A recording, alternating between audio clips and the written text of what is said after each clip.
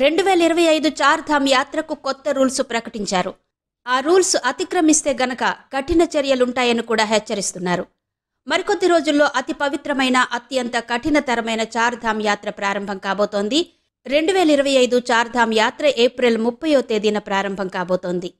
ప్రతి సంవత్సరం లక్షలాది మంది భక్తులు చార్ధామ్ యాత్ర కోసం ఎదురు చూస్తూ ఉంటారు. గత సంవత్సరం 47 లక్షలకు పైగా యాత్రికులు చార్ధామ్లను సందర్శించారు. ఈ సంవత్సరం ఆ సంఖ్య ఇంకా పెరిగే అవకాశం ఉందని అంచనా వేస్తున్నారు. రిజిస్ట్రేషన్ ప్రక్రియ ప్రారంభమైన అతి కొద్ది రోజుల్లోనే ఇప్పటి వరకు చార్ధామ్ యాత్ర కోసం 9 లక్షలకు పైగా భక్తులు రిజిస్ట్రేషన్ చేసుకున్నారు. చార్ధామ్లలో కేదార్నాథ్కు అత్యధికంగా 2,75,000 మంది, బద్రీనాథ్కు 2.24 లక్షలు, గంగోత్రికి 1.38 లక్షలు, యమునోత్రికి 1.34 లక్షల మంది ఇప్పటి వరకు రిజిస్ట్రేషన్లు చేసుకున్నారు. ప్రస్తుతం ఆన్లైన్ రిజిస్ట్రేషన్ ప్రక్రియ జరుగుతుంది. యాత్ర ప్రారంభం కాగానే ఆఫ్లైన్ రిజిస్ట్రేషన్లు కూడా ప్రారంభమవుతాయని యాత్ర నిర్వాహక కమిటీ ప్రకటించింది. ఈ నేపథ్యంలో చార్ధామ్ యాత్రలో కొత్త నిబంధనలు, ఒక రకంగా కఠినమైన నియమాలనే తీసుకొస్తున్నారు. ముఖ్యంగా సోషల్ మీడియా ఇన్ఫ్లుయెన్సర్స్ మీద కఠిన నియమాలు ప్రకటించింది.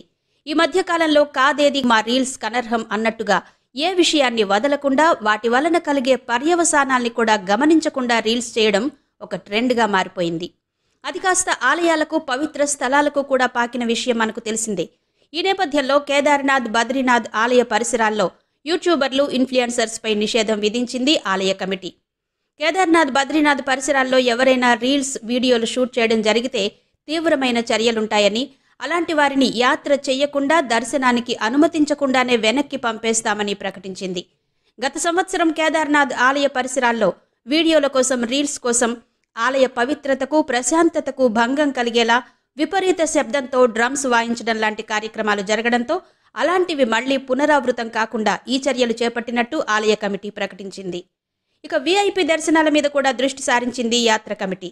దేవాలయాలలో వీఐపీ దర్శనాలు నిలిపివేయడం ఈ విధానంలో మరో ప్రధాన మార్పు.